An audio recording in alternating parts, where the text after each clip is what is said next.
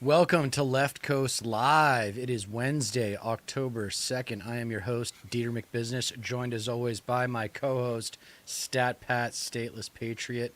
We are California lefties coming at you with some hot takes about the vice presidential debate we witnessed last night, as well as all the other major news stories of the past week. But before we get into all that, Stat Pat, how have you been? What is since the last time we were on, what have your feelings been doing? Because they've Yeah. been trending in one direction for me, but I'll talk about that in a minute. Right now, I want it to be about you. So, what do you think before the debate, after the debate? Did the debate even matter? What do you were you even thinking about that? Is there other stuff going on like this hurricane that might be even more of a factor?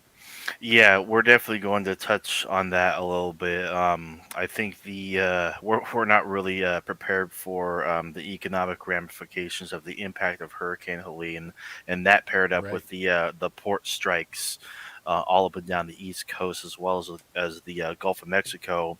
Yep. It's gonna be a very bumpy next few months, if not maybe even a year, given the damage and destruction and whatnot. But we'll touch on that a little bit later. Yeah, Go sure. Sorry to get ahead of us. no, of course. Like I mean, there's definitely a lot to cover. It's been a couple weeks, but going into the debate, I thought all Walsh really has to do is defend you know the the policy platform of Kamala Harris, his running mate and whatnot. And I was hoping he'd be a bit more, um, I guess, on the offense when it came to attacking Vance and attacking Trump, which he did. He did definitely lay down some really significant punches here and there, and he didn't really get let him get away with a lot either. Um, Wait, you don't think Walls let Vance get away with a lot? for the most part, I mean, of course, Really? there was the I mean, there was I the don't know. moderation that you know they were both they were both definitely they had a time constraint. They were both given a lot of room to talk. That's for sure. A lot of time, and I don't know. I think it wasn't as explosive as I thought it would be. Yeah, It's like it was it's disappointing in that respect. right, but like it's what we've come to expect in the day and age of Trump. That's the only reason why the anticipation for it to be a bit more fiery and a bit less civil, because it was quite civil, almost like disgustingly so sometimes. It's because of Trump, because he's brought this bombacity to the political zeitgeist, so that way, like, and because of that, debates are expected to be a bit more entertaining. But the consensus is that this was not a very entertaining debate. It was a nice debate. It I thought it was boring. civil. Yeah, I mean, civility is actually kind of boring. Yeah, And well, it's the sad reality of the current political climate, unfortunately. mhm. But you know, I thought that Vance came away looking a lot better than I expected him to. Um, so it really is a toss up. You can go either way. But the fact that Vance lied very often is not going to sit well with people who pay remotely attention to politics. But he was able to mask that in a sense of, I guess, professionalism in a way, That's it. and civility. He came off looking surprisingly normal, which is what he really needed, honestly. So this is definitely going to help him a lot, and you can see by the post debate polls, favorability versus unfavorability. Waltz was Waltz got a boost of 23 points in terms of favorability, and Vance got a boost of 19 points. So I mean, this was good for both of them. It wasn't very satisfying when it came to like haymakers and fireworks and whatnot, but they both needed what they did what they needed to do. I thought Walsh was a little nervous, but he said before that he's not really a debater. But even with that, he didn't stumble too much, like at all. He held his own and was able to stay on point and actually got some really good messages through, and able to counter the Republican narrative, the Trump Vance narrative on certain topics, especially immigration, the economy, abortion, and of course the probably the best moment of the night was Waltz basically handing Vance a layup. Did Trump lose 2020? Right. And Vance couldn't even fucking answer it. Right. It's so But it easy. came at the end of the night. It came at Right. the very end of the night, and a Yeah. lot of people only watched those first 15, 30, 45 minutes. Yeah. So Yeah. I have a very different reaction for you. Not, 180 difference, Right. but this was an example of a professionally trained. Hold on a second. hmm You guys suck. Bark, bark. Okay, so let me start that over for a second. Here we go. hmm I have a quite different take on the debate than you for a variety of reasons, but let me summarize my analysis with I saw a professionally trained public rhetorician outpunch a folksy teacher trying to act like a professionally trained public rhetorician. Sure. And the harder thing to do in public discourse is make a good argument for a bad argument. And the disappointing thing to do in public discourse is to make a bad argument for a good argument. You know what I mean? Like when you have the facts and the truth on your side, you should win the argument. But by way of manipulation, some might call sophistry, you would probably say just straight up lies, and you wouldn't be wrong. Vance was exposed, but I'm actually here to tell you for the voters that matter, for the voters that have the most superficial understanding of American politics, they still think it's debatable whether or not Trump won in 2020. They don't know. They think, I heard something about harvesting ballots or whatnot. They think January 6th was just something that will never happen again. It was this freak occurrence. And he said peacefully. He didn't say go and tear down the Capitol. But regardless, like, the professionalism of J.D. Vance gives him the win for me in terms of just if it were a debating competition at a high school or college or whatever, I would have had to give the win to J.D. Vance because he was so much better at delivering his messages. Now, Walz was overcoached, as a lot of people have said. But the alternative to being overcoached isn't not being coached at all. It's being coached the right amount. And more importantly, in the right way. Now, of course. The problem with his personality in this context is he's a teacher and a coach. But when you're debating someone, you're not a coach, you're a player. And what that coach needed to bring out in Walz was the old linebacker back from his playing days, not the nice coach that everybody loves to play hard for on Friday Night Lights in Minnesota. Yeah.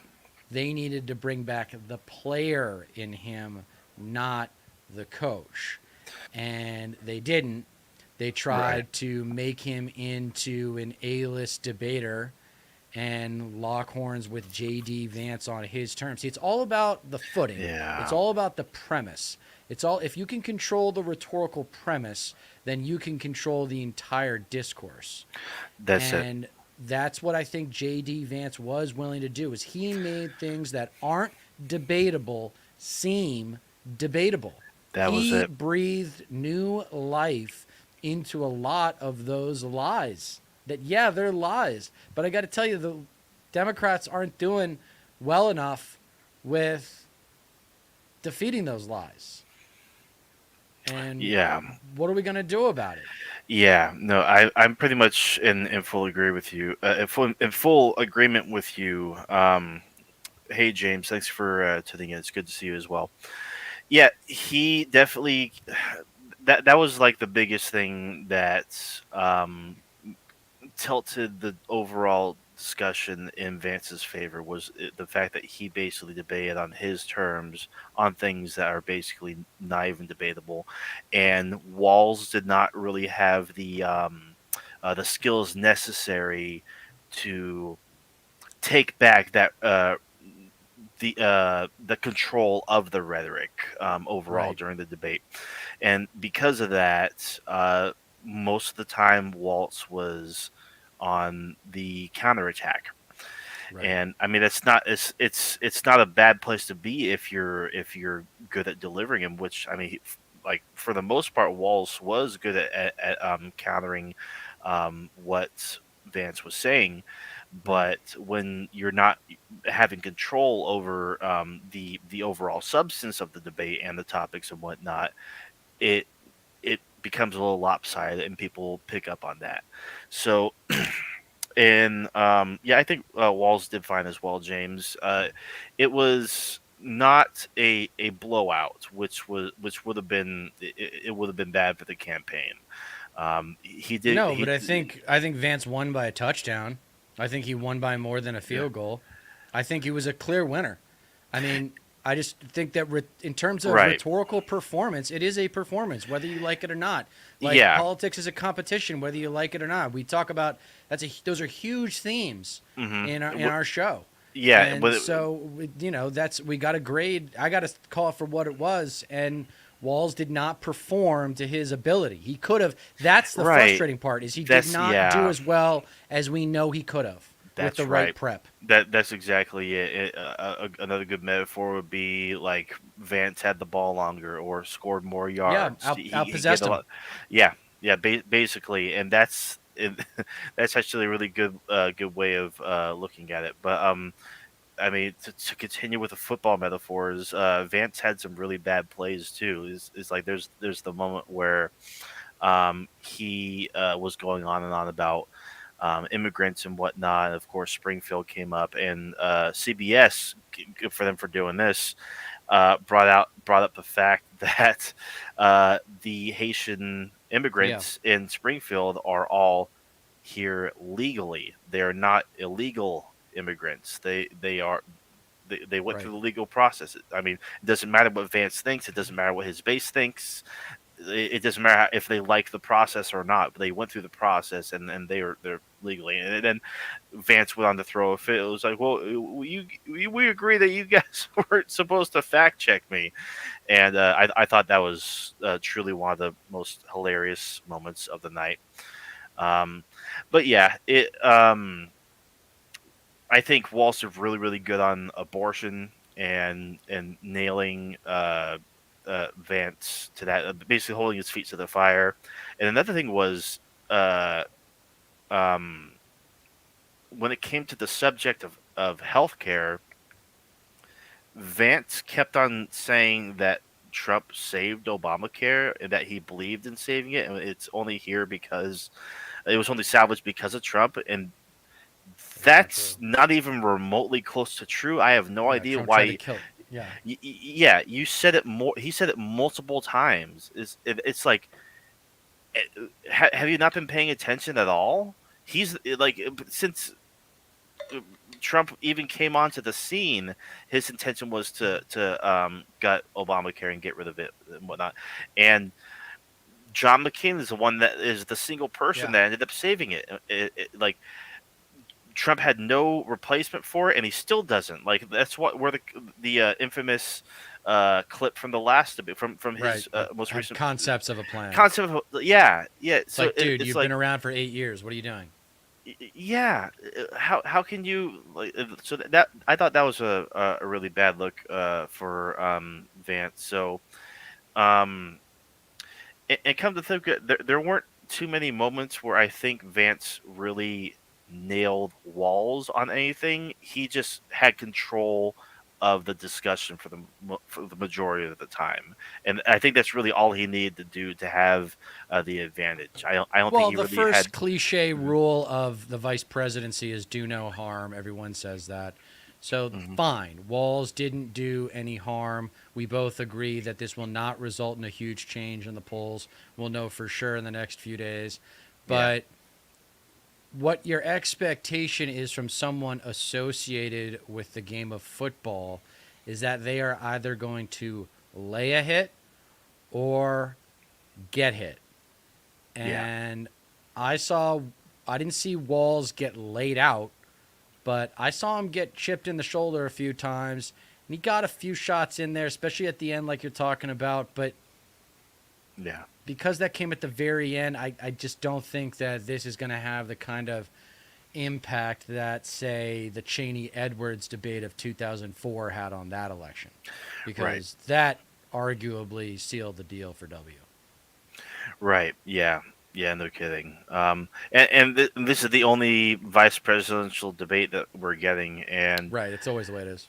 yeah, and from what I understand, the Harris team has accepted I believe it's another CNN debate closer to the end of the month, whereas Trump hasn't. So if that comes to fruition and that goes through, we could have a situation where Harris just basically has like a town hall or debates an empty podium, which wouldn't look good for Trump, honestly. Because everybody's saying how you're still muted. Um, everybody's saying how like there's not going to be a debate after this, but I mean, we'll see. Yeah, so he hasn't. I didn't know that. I thought he had made it known that he was going to debate her at least once more. Nah, from what I understand, I don't think I think he came out and said again that he's not interested in doing another one. There's another like some sort of event as well where both candidates were invited, and um, it, it's some sort of like special event. It's not exactly a The Al debate, Smith or dinner, the maybe. night before. It's supposed to be the night before the election. It's called the Al Smith dinner. They all wear these really nice tuxes and stuff I'm not. in New Maybe. York. It's the It's Catholics in New York. yeah, something like that. I think like the Trump team declined on going, and so it'd just be Harris and Walls. I'll have to check up on that again. Um, yeah, James says, yeah, that's it was the final debate of this election. Vance couldn't lead a dog out of a kennel. Sometimes you can allow someone to trip themselves up, and I don't think Walls is going to get into such childish BS. But definitely not a blowout. Um, No, not a yeah, blowout. yeah, not a blowout.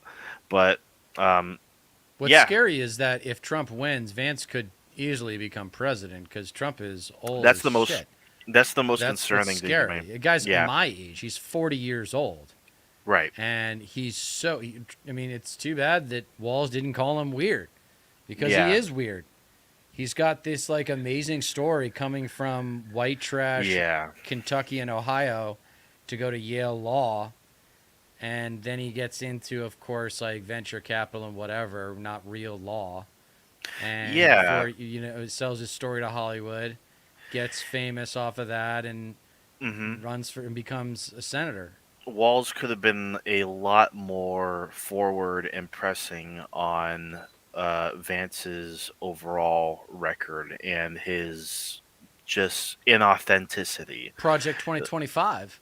Yeah, that as well. Yeah, He should have hammered that. He should have hammered that all over the place.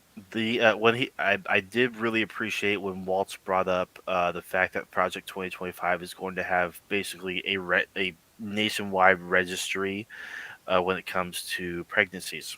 and basically the government keeps track of women's wombs. Yeah, it's disgusting. Yeah, It's absolutely disgusting. yeah, Yeah, we've talked about it before, but if the Republican Party would just let go of abortion, they would get so much more of what they want. but right. but they're so stuck on that issue, and now they've got it. Now they, Yeah, you no, of know, now course. now they've got it, and Yeah, it's going to haunt them for 20, 30, 40 years. yeah. Not to mention, you have Trump coming out recently, and uh, I mean, basically shaming them without like actually like using. Well, I mean, you could definitely see it as shaming, but basically shaming women that no longer trust him to you know be for, I guess, women's rights or whatever, because he's trying to say, oh, abortion, it's settled, it's how it's supposed to be, it's down to the states. Women, you don't have to worry about this anymore. This is no longer an issue. We're not thinking about abortion anymore. And even Vance, in the debate, was like, well, I just don't understand why women just don't trust us. I want women to trust our party, and what it's like, are you guys out of your fucking minds? there's Yeah, no there's no putting the genie back in the yeah, bottle. yeah. This is a It's over. done deal. Yeah, you Yeah, you you've completely betrayed the trust of American women big who time. believe that this is their right. And Of that's the course. whole argument. Hmm. That's the whole argument. You bring this up with conservatives, they don't think it's a right. Yeah. They don't think it's a right. No, I of mean, it's course. like trying to talk to a first grader that barely knows how to read, Yeah. trying to talk to him about Shakespeare.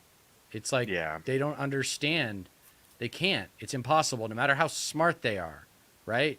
Uh huh. Maybe point oh one in 200 million first graders could actually start to read Shakespeare and know what the hell it meant. But that's effectively what conservatives are in Yeah. terms of understanding this as a human right. Yeah. All of them have a fourth or a fifth grade reading level. They also don't understand how complex the female body is, and how Planned Parenthood and all of this reproductive rights healthcare issues is just specific stuff that women need and men Basic cannot necessities. appreciate. Yeah. And you have to go read about it to figure out the shit that they have to deal with and the vulnerability they ensue when they do become pregnant. Yeah, like So, when do men ever have to figure out what birth control to take, or ever like budgeting for right. tampons and razors and what have you? It's yeah, it's completely lost on, I mean, Republicans as a whole. I mean, men in general who don't even like pay like any second mind to not only women's rights, but what women have to deal with that men just don't. You know, Right. and I think so instead of framing it as a right, whether it's like that whole healthcare thing, we finally gotten over the hill, right? Is healthcare a right or a privilege? Obviously, it's a fucking right. It's exactly. also just ignore the moral arguments for a second. Healthcare is good business for the economy. You Yeah, want a healthy workforce. It costs money to take care of people who are sick and they're not contributing anything to the economy. So, healthcare yeah, is a good thing for everybody. no kidding. And they don't frame it like that. You can look at it like the sunk cost fallacy. It's like you're already chipping away at, you know, your workforce and their healthcare needs and whatnot. But oh no, there's like a, a flu or a cold that's going through your area, and it's like it's not going away anytime soon. But it's like, oh well, we already spend our money in our company budget on these other things. Why start doing it for healthcare now? And slowly but surely, you lose more and more of your workforce or whatever. And like there's less and less people. It's just like it's you got to start somewhere. there's no like there you need to be able to adapt to change, and not to mention if other companies have it figured out, if other countries have it figured out, like this is the old tired argument. It's like there's no reason why we can't. There's no reason why we can't adapt. You know. There is a certain kind of entitlement that exists in this country that does not exist in others, where men are conditioned to think that they know what's best for women. Yeah. I No mean, it's kidding. it's like the age of mansplaining and whatever. It's all kind of come to a head, and a lot of men don't like it. Yeah. And I think this abortion issue, the men that vote according to abortion, man, fuck you. You know, Yeah. like No, if that's I your mean, issue, like if you're a gun nut and you're paranoid, you don't trust the federal government. I respect that so much more than I do some guy who says, "Oh well, it's the baby, it's murder." yeah. I mean, not to mention, like, if you're a conservative, if you're a Republican, and you've just been tired of hearing about, you know, women's choice, like just freedom of choice if you're a woman, abortion, reproductive rights. If you're tired of hearing that, you should be vehemently opposed to what the Supreme Court did, Trump's Supreme Court, and the Republican effort to ban abortion nationwide, because that's like top priority issue for a lot of the electorate now. Like on the Democratic side, it's just going to be like weaponized more than it ever has been before, because it's a major issue. Like Tim Walz even brought up a lot of examples during the debate, having to cross state lines just to get care, doctors that aren't able to operate on, or do like a proper procedure to save the life of a mother, because an abortion would need to be done to save their life because the fetus is no longer viable.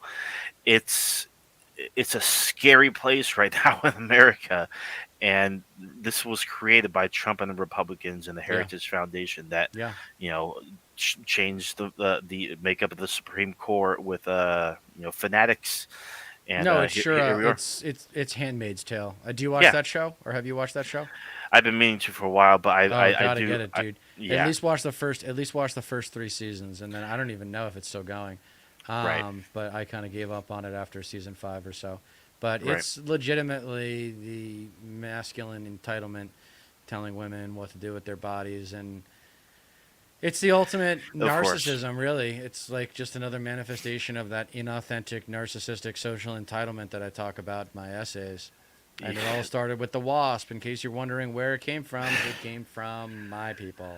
Yeah, yeah, no, exactly. So, speaking of abortion, do you know the 10 states that have abortion on the ballot this November? There's definitely there's a handful for sure. It's Arizona, Colorado, Florida, North Maryland, Carolina. Missouri, Montana, Nebraska, Nevada, New York, and South Dakota. So, uh, Nevada, that'll help her, but it's only 6 points. I wish Right. it were on Texas. Oh, man. I don't think Texas does ballot initiatives. I could have sworn that Um, was on the ballot in North Carolina as well. But I think it was just yeah. they. I think Georgia actually just uh, the Supreme Court basically overturned the ban that was in place in Georgia. So Georgia's Supreme Court, that is, Right. because like the ban was brought forth in an unconstitutional way. But we'll see if that goes anywhere from there. But basically, um, there the restrictive abortion ban that was in place in Georgia is no longer there. But yeah, these states where abortion access is on the ballot is ultimately going to help turn out quite a bit. Um, I'm really optimistic about Arizona. I think that may flip blue Blue. Hmm. when it comes down to it. Just bit too many factors showing that it may go our way, the way for the Democrats and whatnot. Most recent Arizona poll was Insider Advantage that ended on the 30th, and that had Trump +1. But then you Mhm. had, a local poll that was only 500 likely voters that had Harris +2, ended a day prior, and Emerson had him at +4. I mean, these polls are all over the place. Like the polls Yeah, are a big part of our show, of but course. there's just like, And unless you know for sure what polls to throw out. Like I used to love Emerson. Like hmm Emerson was so reliable. Now I feel like Morning Consult is more reliable. hmm I used to think the New York Times was reliable. I don't think the New York Times is very reliable anymore. yeah, and not to mention there are still those bunk Republican polls that Yeah, are like out Red there that Eagle are, Politics. excuse me, yeah, and that tends to weigh down the overall average in these states as well, and so it's like it's not very encouraging, but there's a reason for that. It's just bunk polls designed to bring down the average, even though they're not exactly. I mean, they're biased. They're just biased polls, as we've established before. But yeah.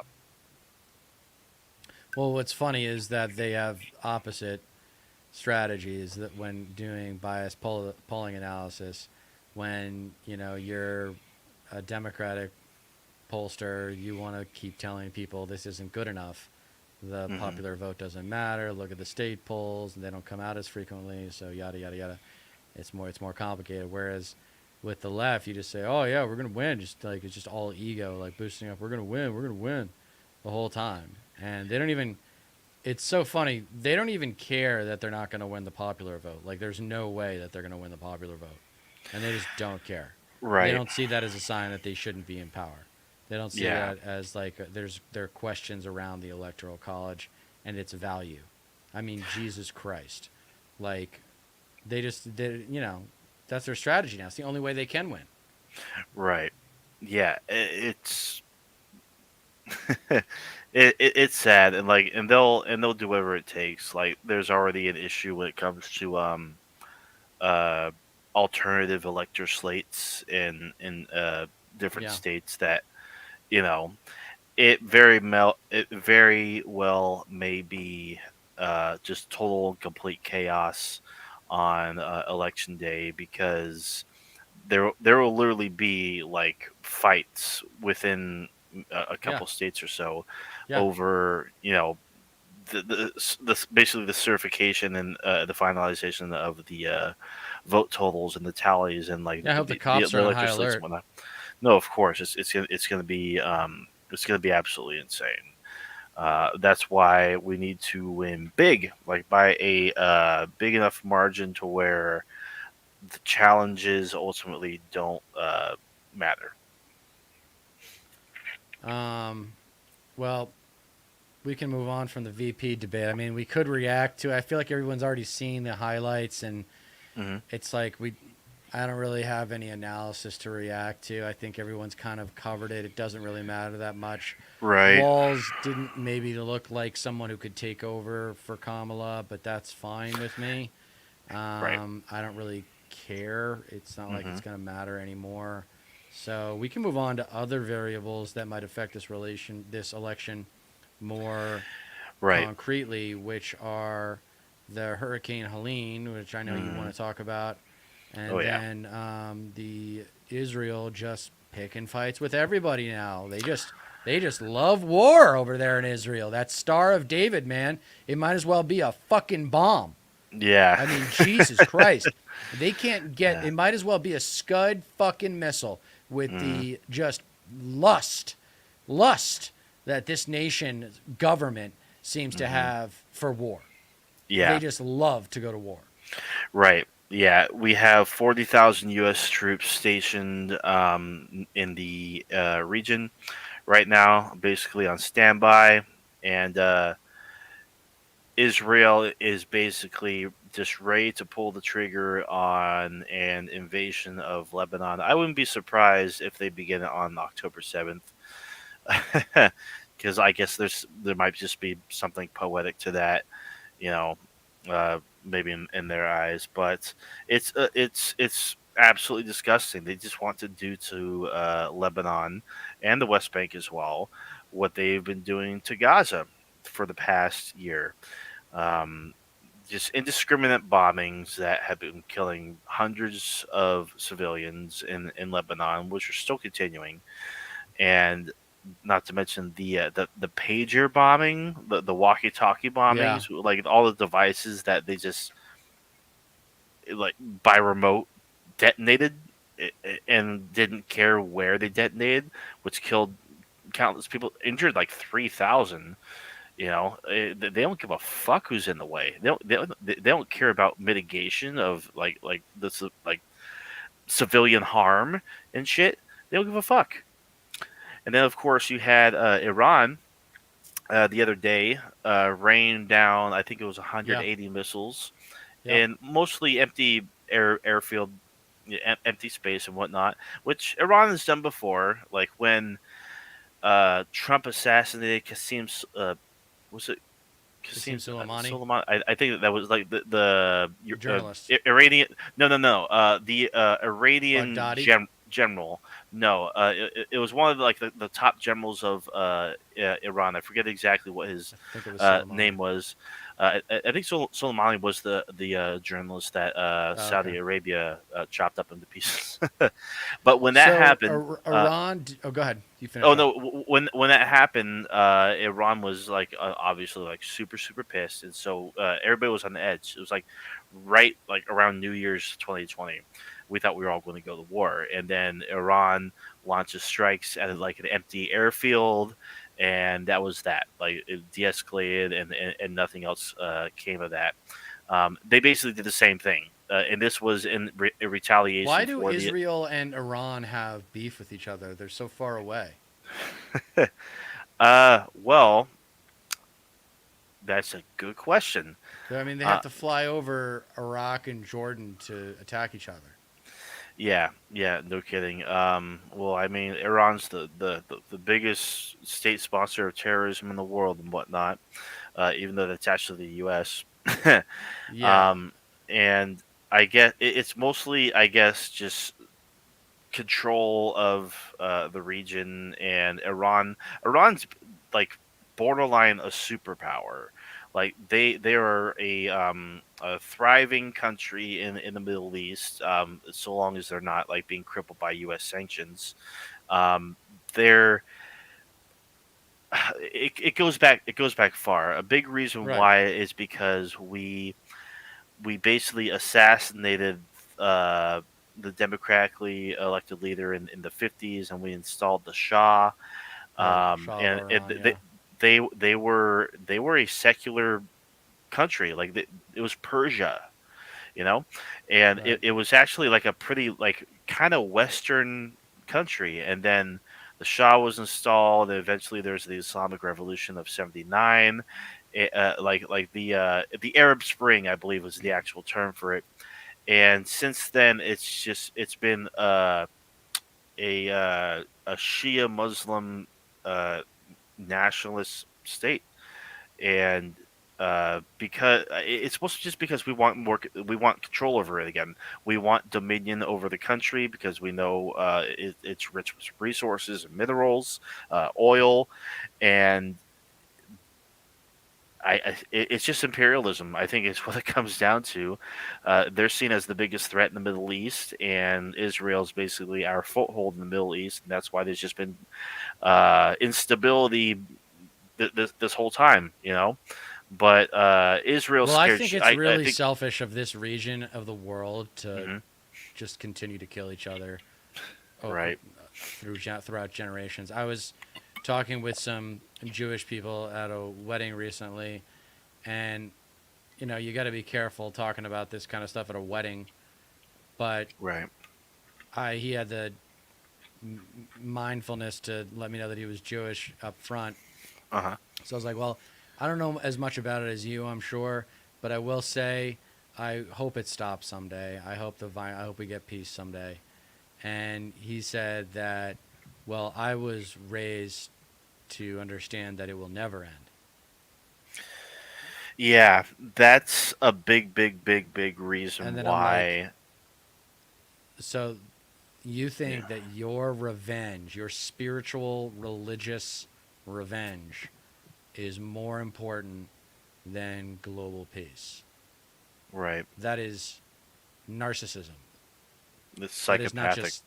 just selfishness. That is Yeah, narcissism. yeah. There's psychopathic narcissism without a doubt. My God, and that really does ring true. It really does come down to brainwashing. I was literally um, talking about this with my girlfriend recently because she was asking about like why is this happening between Iran and Israel and whatnot.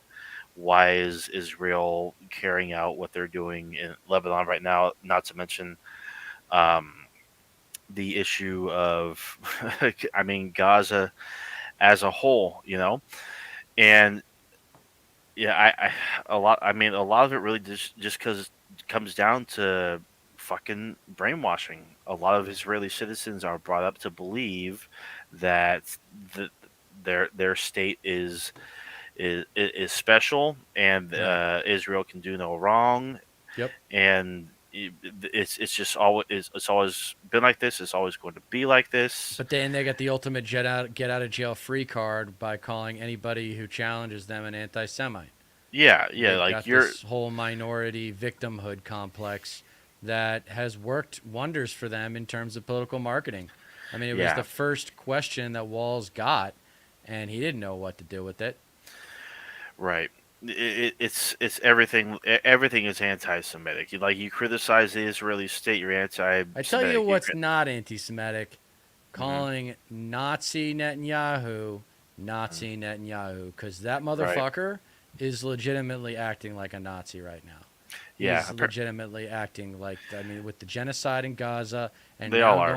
now going for a land grab in Lebanon. Yeah. I mean, when's it gonna end, dude? Yeah. Like, when's it gonna end? Did you And see?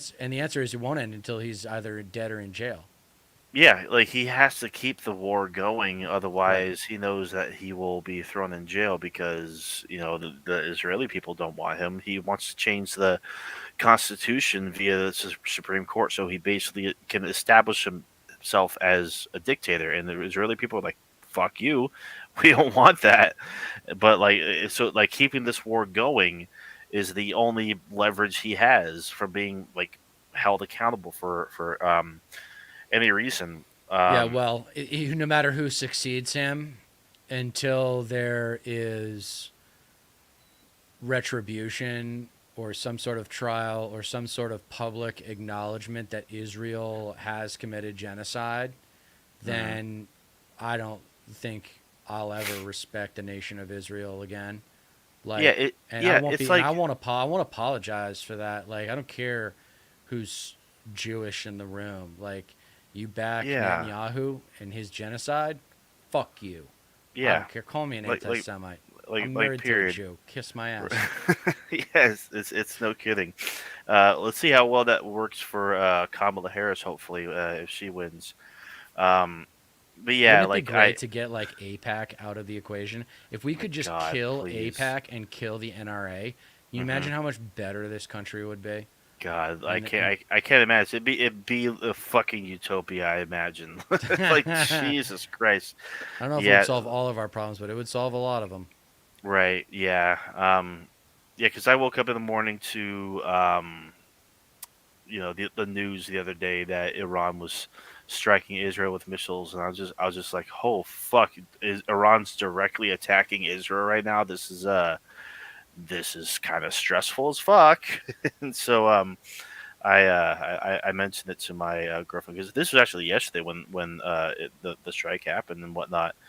And I mean, the history of the region right now, it doesn't even really have to do, well, at least with Israel. I mean, sure, establishing a U.S. backed state in the region to have a foothold for the Middle East and whatnot, and like give the Jews like a homeland and whatnot, even though it's just a settler colonial apartheid ethno nationalist fascist state, and basically always has been. It's just gotten worse. But I explained basically like Israel wants to force the surrounding countries into becoming greater Israel, because they, along with the evangelicals that support Israel and the the inherent settler colonial ambitions of Zionism, which I mean, which is separate from Judaism. Israel is ran by Zionists, not you know, Yes, Ju- Zionism yeah, and Judaism are it's not the separate. same things. Yeah, Zionism might as well be called Jewish terrorism at this point. You might as well call Zionism terrorism at this point. yeah. I mean, like, just listen to Jewish Voice for Peace. They're the real. Like, you should be listening to the people that are calling for peace. Like, you shouldn't be committing acts of terror and settler colonial land grabs in the name of Judaism. That's that's fucking filthy. That's vile and disgusting. But yeah, the Zionists and the evangelicals that back Israel because the Bible, this and that, they believe that cleansing the quote unquote Holy Land of non-desirables, aka Arabs, Right. non-Jews, will start the rapture. Because if all of God's chosen people are there and no one else, I guess the second coming it happens or something like that. So Yeah. like the apocalypse begins basically. Like Right. Jesus Christ comes back, Well, if you and poll you know evangelicals, something like 80% of them they expect to actually believe it. see the end of the world in their Hmm. lifetime. Yeah. Yeah, it's No, it's these are very batshit fear insane. driven. These are very fear driven people. The Bible beaters, they're very Of course. scared. They're very set in Yeah, their ways. That's people say, "Oh, someone's set in their ways." It's like, yeah, that's because they're a fear driven person.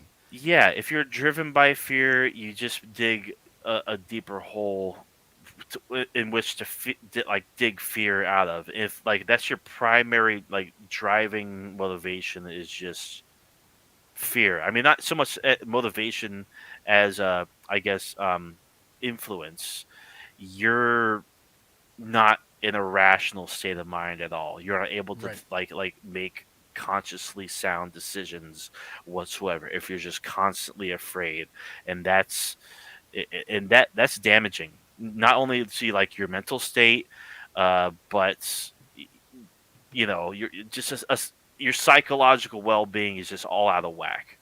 You're not making rational decisions if you're constantly afraid, and that's why a lot of these people turn to religion. They cling to it like it's an addiction. They can't live without it, Yes. and like they only listen It's a good to word.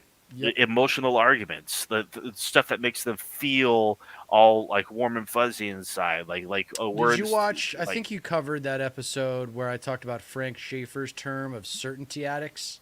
They need the answers. Remember, we yes, yep, watched. Remember that guy, Indie Thinker, who's yep, basically just a Christian propaganda artist.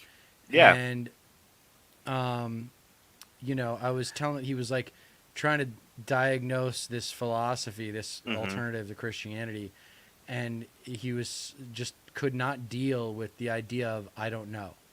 I don't know. yeah, I He just remember. couldn't. Yeah, yeah. No, that's He that's couldn't literally get it. there. He couldn't get there with just accepting like it's impossible to know Yeah, what happens after you die. Like it's yeah. like little things like that. Like That he that couldn't get shit's there. that shit still just rubs me And the then wrong all it way does to is this day. because It's like, and socially what it does is it encourages you without even realizing it to surround yourself with other people like that. yep, And then according to the in group, out psychological group. norms of groupthink, those Hmm. views become more firmly held and more extreme.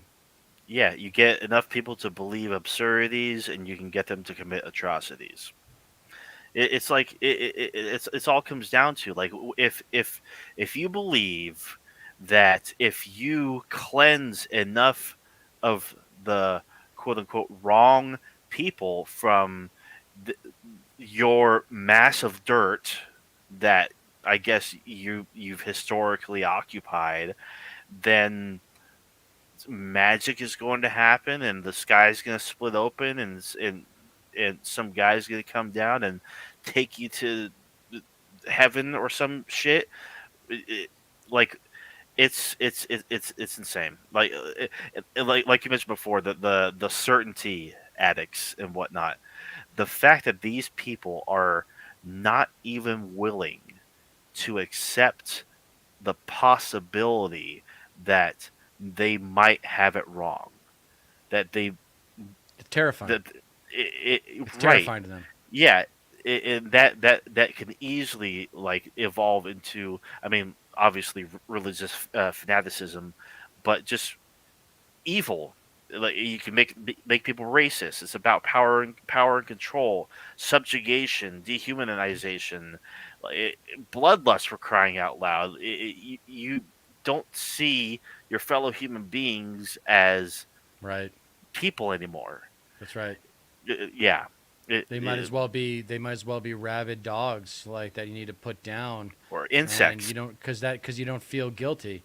That way you don't feel guilty if you Yeah, look at them that way. no, It of is course. amazing It, how it's that. Yeah, xenophobic though the country still is. I mean that is just yeah. this. So Israel immigration and I would say I think those are the two big ones really. Those are really what bummed me out about the Democratic Party right now.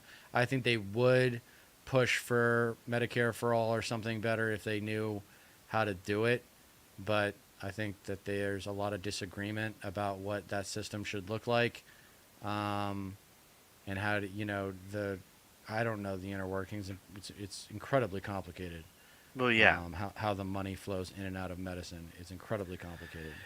Yeah, like even right now in our country, we really we don't we don't look at the Arab populations and whatnot, the true victims of this war, for lack of a better term, in the Middle East, in Gaza, in Lebanon now. We just shrug it off, Yeah, honestly. Thank you so much for your input, James. Really appreciate it. Yeah, life is our heaven. There is no heaven. This is our heaven. What happens after you die? Your family misses you dearly until they die. um, we don't look at, like, take for example when Iran struck Israel. Apparently, that it's just unthinkable. Like, oh my God, how can this be happening? Like they're like, I think Israel this even tweeted like, these rockets that are flying into, these are meant to kill people. Like they don't care. These are intended to hit and kill people. It's just like, oh really? So all of a sudden you have an issue with airstrikes and missiles being uh targeting civilian populations. Wow. Glad to see you guys are finally coming around on this.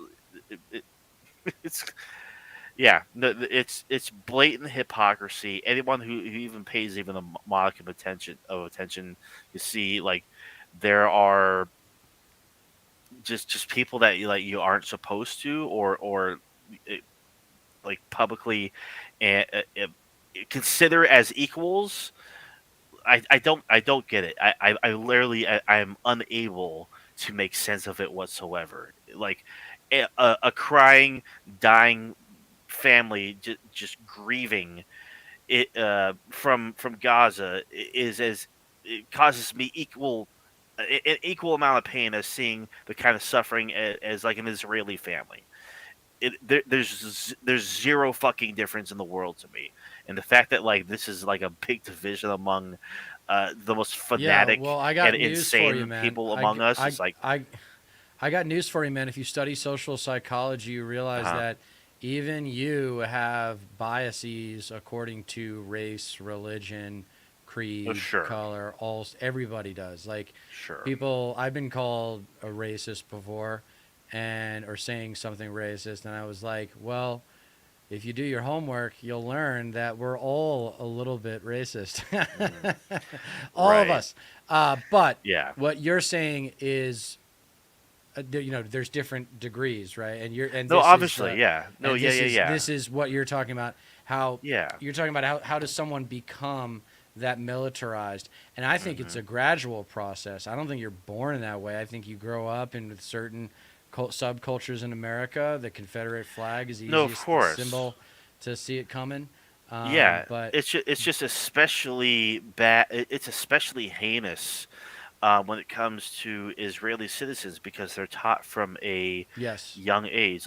yes, Lots of um, Israeli citizens that have been interviewed that no longer subscribe to that kind of dehumanizing mindset and whatnot have explained like, yeah, we're taught this from a young age, right. or ex IDF members and whatnot. Like And it's we're not just taught that it unique. doesn't It's even not matter. unique to like Of course, the Germans and the Russians used to have a huge rivalry that goes back hundreds to thousands of years or something. I don't know. yeah, that's right. But that was the reason why Hitler invaded the Soviet Union. Why do people always say, why didn't he just stop? He said, because that was always the goal.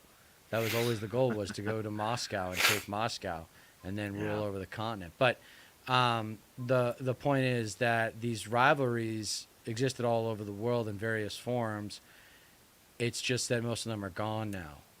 Most of them yeah, have been subjugated in the name of free enterprise, yeah. and Basically, it's subside. that's It's been subsided and like was a good replaced thing with. for a while. It was a Yeah, good thing for a while.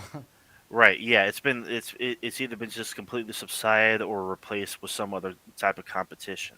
It's like there's a reason why we're not at war with China. Like they're the biggest trading bloc that we have, other than the EU. It's like, yeah, like we modernize, we've move on past like petty squabbles and shit, but like some countries still haven't fucking gotten over that imperialist mindset, like that sort of like brazen attitude of subjugation, of power and control, like hunger for more like territory, power, and hmm influence and control and shit. Like look at Russia and their invasion of Ukraine, for example. Like that's a great example. Like in this day and age, who would have fucking thought?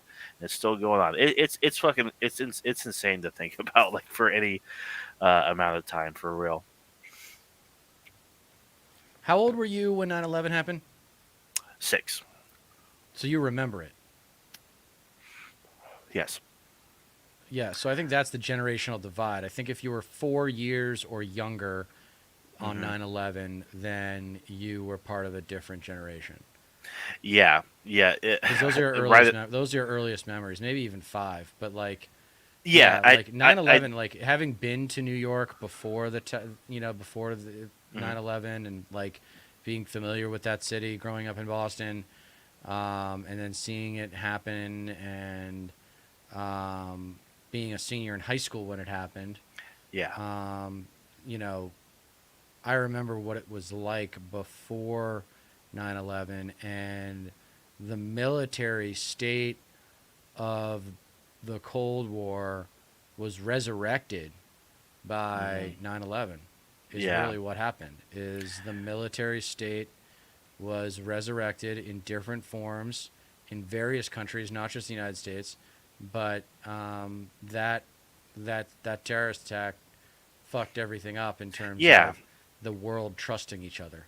Yeah, I think that's like that's actually a really interesting thing to think about, because I think that's also why, I mean, among countless other things like regarding the 90s, people hold so much like nostalgia and value to the 90s in general, because if you think about it, like the Cold War is over, there's no lingering red menace like hovering over the psyche of the American public, and then that just all changed when Bush won and then 9/11 happened. So it's just like everything fucking changed. Yeah, and it's also like a really interesting generational divide as well, because I'm right on the cusp of being millennial Gen Z. Like if I was born just like a year or two later, I'd be considered Yeah, Gen Z technically. And at that point, my memory, like if I was born just a couple of years later, my memories probably would I probably wouldn't even have any significant memory of 9/11 happening, or understanding its significance. Because of course I'm 6, I don't really like necessarily fully understand it, but I know that it was significant, and but that I was think enough to what's me. you saw the look on your parents' faces that something very like it was probably like the Kennedy assassination or Hmm. the or Pearl Harbor before that. It's Yeah. like, where were you when? Hmm. And Or being at that school and seeing the reaction of others but as I was well. thinking, Yeah. I went down my wife was traveling, and I just went down a few rabbit holes, and one of them was a 9/11 rabbit hole, just Hmm. because I still to this day see the reverberations of the effect of that day on how the world does business with each other, and Yeah. how the world interacts with each other, and how the rest of the world treats Americans.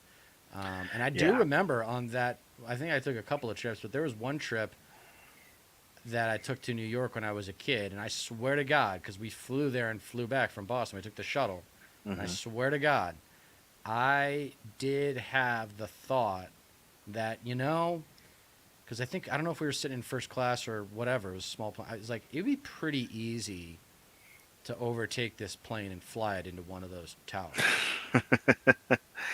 Yeah. I swear to God, I had that thought.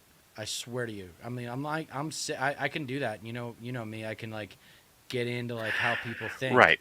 and it's like No, of course. if my goal is to take down those towers and make sure they come down, the best way to do it would be with either C4 explosive, but it's tough to get that past all that security on the ground. So, and they tried that and failed in '93, and Yeah. Right. but yeah, when I was a kid, I would never forget going to New York and having that thought, and then it fucking happened. Yeah. And It's I knew crazy. instantly it was terrorism too. Once before the second plane came in, I knew it was Yeah. terrorism. You can't miss Right. that fucking building. And because Right. also the Yeah. size of the explosion too, you can see the size of the fire was fucking enormous.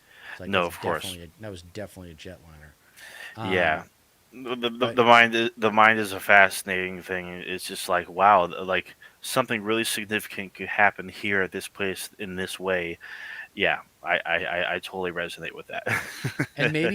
maybe I went down that rabbit hole to kind of reconnect with terrorism because it's just going on in so many places right now. I No mean, this kidding. genocide in Israel, Gaza, is Hmm. just state-sponsored terrorism. It's nothing more than Literally. that. It's religious violence, so it's maybe a little bit different. But I mean, it's Oh religious yeah, political violence. It's the same fucking thing. yeah. Like And without any like question or second thought whatsoever, what's happened in Lebanon the past couple weeks is literally Israeli terrorism. yeah, Like you can't just detonate a bunch of like remote explosives that are like used as pagers and walkie talkies or whatnot without that. Like it's terrorization with political motive. Like you're just killing a whole bunch of people for terroristic reasons. Like you're a terrorist, you committed terrorism. That's a terrorist act.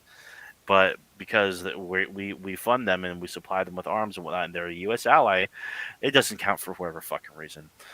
Yeah, the hypocrisy is just appalling. right. Yeah, Yeah, and like I said, they get that get out of jail free card with the anti-Semitism bullshit. I'm so yeah, fucking sick of hearing it. I'm so sick of hearing it. yeah. It's become stale at this point. It's like you're like it doesn't work anymore. Well, that's what I'm hopeful about. I'm wondering if Israel and immigration aren't the two issues that America is just kind of tired of. yeah, That we're just kind of like the whole propaganda machine that was hmm, convincing Americans that immigrants are ruining the country. I yeah, think kind of came to a hilt with this Springfield, Ohio story and the Haitians turning out to yeah, be like model citizens. And it might have been a watershed moment for xenophobia in America. Although I say that, and last night they brought up the immigration bill again and how they're going to yeah, pass it just the way it was. So we'll see if she wins, then we'll see what they pass. yeah. But I'm still not comfortable with this election. I have not called it. Bill Maher, I know, called it and said that Fuck Kamala is Bill going to Maher. win. I know, fuck him. Oh, he And said Kamala was gonna win. I thought he said yeah, Trump was yeah, gonna yeah. win. No, he said Kamala is going to win about a week ago, I want to say. Oh, okay. Well, And I think before that he said Trump was gonna win, but I mean, good fucking like I mean his word doesn't mean shit, but it's such a travesty because that's a really important show. Somebody else should be hosting that. No, of Somebody else should be course. hosting that. Like you're Uh, HBO for Christ's sake. Like yeah, what is John going on? Oliver. John Oliver has the better HBO show by a fucking uh, a continent and a half. I know, but his viewership isn't as big. I don't think. I don't think he gets as many viewers because he hasn't been I around as long. He has a better and Friday night's actually a good time slot for that kind of show. Yeah, I mean, you might be right. I mean, his uh, clips on the last week tonight YouTube are, you know, somewhat substantial. They always get millions of views, so it counts for something. And it's by far and away just the better show. I find it quite a valuable source for learning about various topics myself. Yeah, fuck Bill Maher. Yeah, dude, he's such a pretentious asshole. It's like, dude, you're not hmm even close to as smart as Jon Stewart. Give me a break. Get the fuck out of here. Yeah, I'm so glad Jon Stewart's back. Like I Yeah, still it's great. tune into his clips too. He's great. Yeah, and he's not perfect, but he's hmm close. Oh yeah. Um, so what else you want to talk about here? The Hurricane Helene. I mean, hmm hit took out Asheville. I don't know if you've ever heard of Asheville, North Carolina, but it's I a have now. fabulous town. Yeah, well, it was a fabulous Was town was yeah. and full of a lot of really great people. hmm And now sounds like it's history. Sounds Yeah. like it's going to be like a few years to rebuild that whole town. No kidding. I mean, there are a lot of communities like all up and down Appalachia that have just seen historic flooding. Like everything's underwater. Like I think like Asheville alone got like, or like areas around Asheville got like 2 feet of rain. Just it completely submerged. Entire areas completely submerged, and it's just unthinkable because when you think about hurricanes and evacuation warnings and whatnot, you don't really consider um, communities more inland to Inland, right? be as affected because I think Asheville is like It's way inland. It's on western. yeah, It's in western North Carolina. yeah, like 300 something miles from the nearest coast. So it's like, what reason would they have to evacuate? I mean, they only got like a day's notice. Like, hey, it is you're about to get dumped on. I think it was like 40 trillion gallons of water over the Appalachian Mountains. From West Virginia down to Yeah, dude, their Florida. roads are destroyed. Yeah, Their like homes are underwater. yeah. I mean, it's gonna take forever just to clean it up, and then you got to rebuild. And hmm so, who's gonna pay for all that? They probably don't have that kind of insurance, right? In that part of the country, why would you have hurricane insurance? No, of course, and You'd that's have that's homeowners insurance. I wonder if it covers that though. yeah. I mean down there. I mean I assume like because flooding is a lot more often out there. Especially if you're closer to the Missouri Mississippi River and whatnot. But those hills, yeah, it's just like unthinkable, honestly. Like this amount of rain, and it's like the deadliest storm since Katrina, like the second deadliest hurricane in like 55 years or something like that. It's absolutely insane to think about, and apparently, because I think I sent you an article from NPR. We could probably actually pull that up if you're able to. But Yeah, this hold on. this hurricane might have very, very, very significant, substantial, I would say, global economic effects because I have seen quite a few things suggesting that this little town in North Carolina being wiped out by Hurricane Helene may probably like completely shut down the semiconductor industry globally because uh, the article itself might actually explain it here. Yeah, it could massively disrupt the tech industry because yeah. So nestled in the Appalachian Mountains is a community of spruce pine, 2,000 people. High purity quartz. So they mine quartz out of this community, and because it got 2 feet of rain, the whole community was basically washed the fuck out. semiconductors, which are the brains of every computer chip and whatnot, solar panels, computers, for cars as well. Wow. It needs pure quartz. And where do you get quartz in the world? This mine, nowhere else. Nowhere Well, else. whoever owns it must be filthy rich. Yeah, no kidding. Ultra high quality quartz, by as far and away the largest amount and the highest quality. So, semiconductors are essential for Yeah, the electronics. majority of our electronics and our technology and whatnot. And so silicon wafers will become silicon chips, where one single atom being in the wrong place could derail production. Pursuing artificial substitutes, but so far they can't satisfy the Yeah, world's nothing's demand. doing.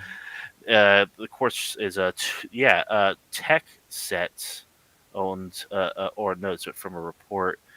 The equipment in the town and in this little industry right here is worth $2.12 billion. Wow. Yeah, so 24 inches of range. Jesus Christ. yeah, spruce pine got yeah, absolutely insane.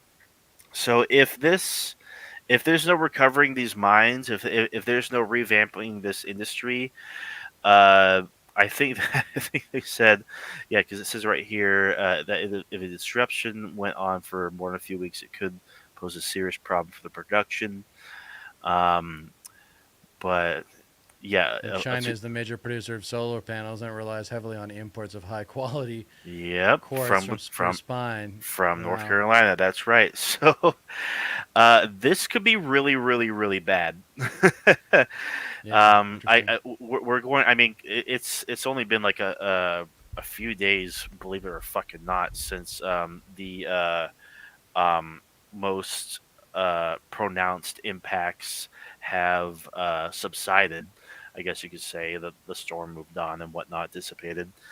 But if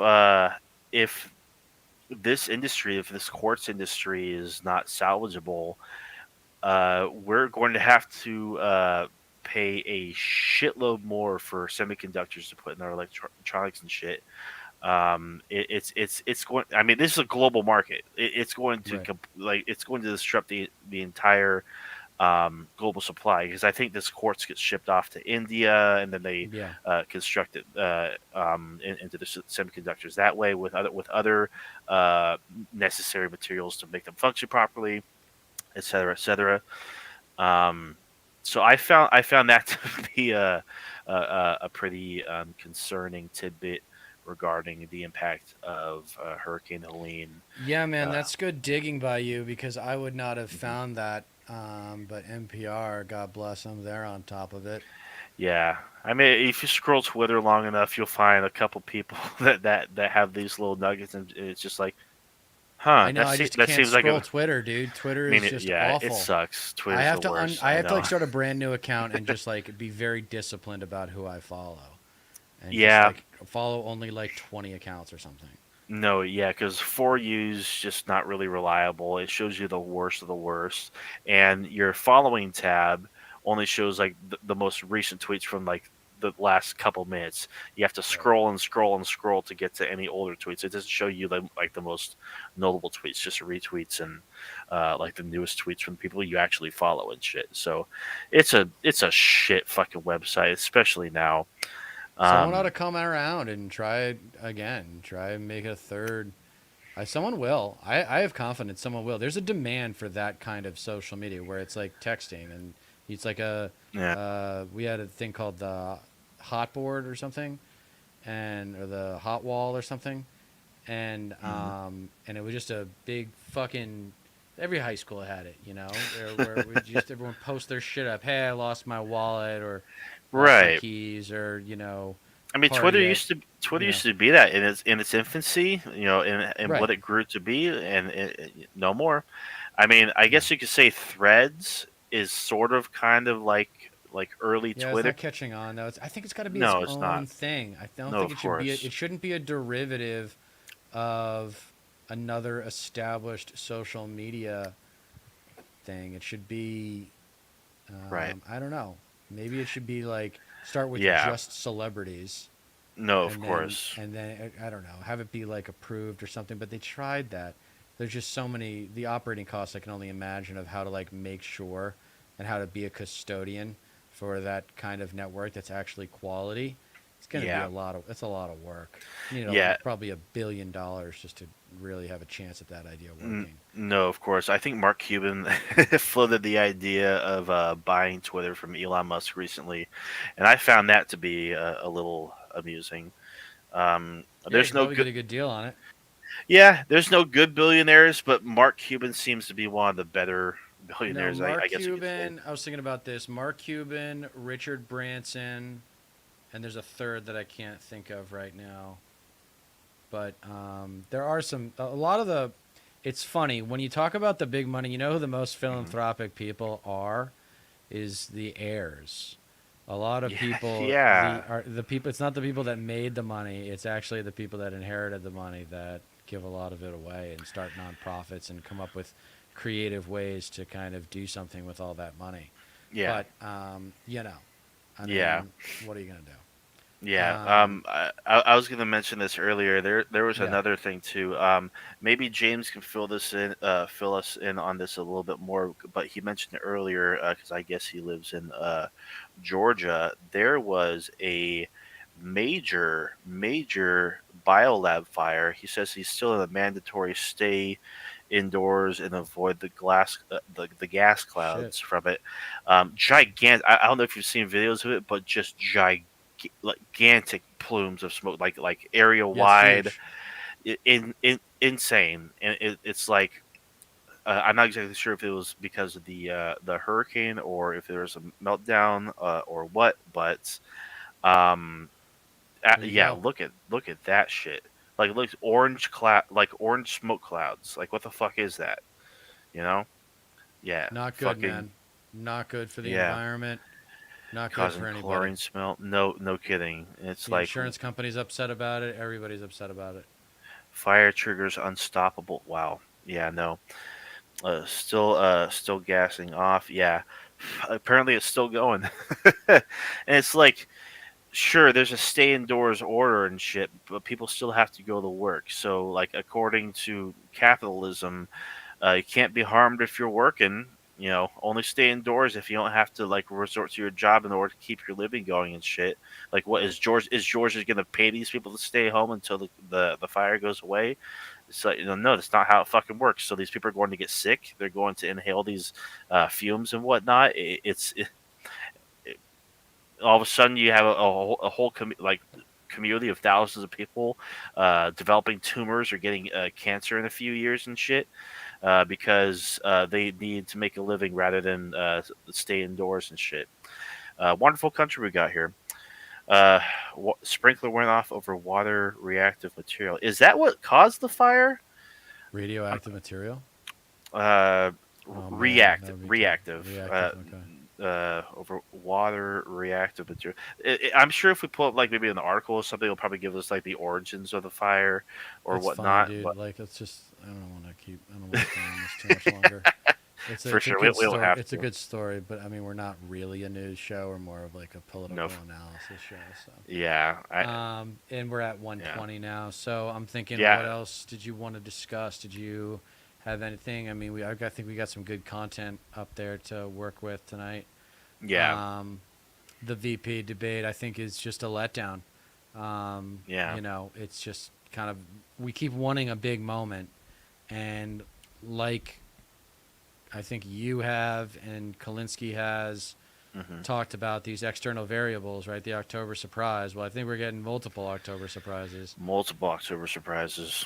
and this unfortunate reality of the power, the party that's in power gets blamed, fair or unfair, gets blamed for Hmm. disruptions in the status quo. Yeah. I mean, the Biden administration did actually pressure because we mentioned the striking longshoremen. The Right. union, all the ports go on strike. They even said like, "Hey, you need to get a deal done because this is yet another thing that may very well cause a big economic slowdown. Because if those ports aren't bringing in goods and whatnot, the they're just not getting into the country. They're not moving. We're going to have to be waiting on a whole lot of things, and this is coming up on the holiday season as well. So there are already signs that a recession is pretty much well on its way. We might not actually get the soft landing, quote unquote, after all. According to I forget what his name was, Well, aren't but recessions inevitable? no, of course, in a capitalist system, yeah, Yeah, they're inevitable. yeah. Not as long as nothing happens. Phosphorus trichloride is what it was. James says, but yeah, no. Thank you, James. Solidarity to the striking longshoremen. Hopefully, they get the deal they need. Because think about it, My grandfather was a Long Island longshoreman. oh no way. Yeah, Yeah, like they're essential to the economy. They deserve a lot more than what they're getting. I mean, it's pretty inarguable. I mean, when you're literally like responsible for global trade and bringing stuff into the country, from each of these ports, you deserve a hell of a lot more than what you're making. You deserve all like top tier benefits and right. everything. So yeah. Right But on, man. Well, yeah, I pretty think much it for me. yeah, that's it for me Yeah, too. Thank you guys for watching. Please don't forget to like, share, and subscribe. And we are reminding you always that you don't get change in America by asking nicely. we'll So see you stop guys next asking time. nicely and Yeah, start getting pissed. All right, see you absolutely. guys later. Have a nice night. Have a good night.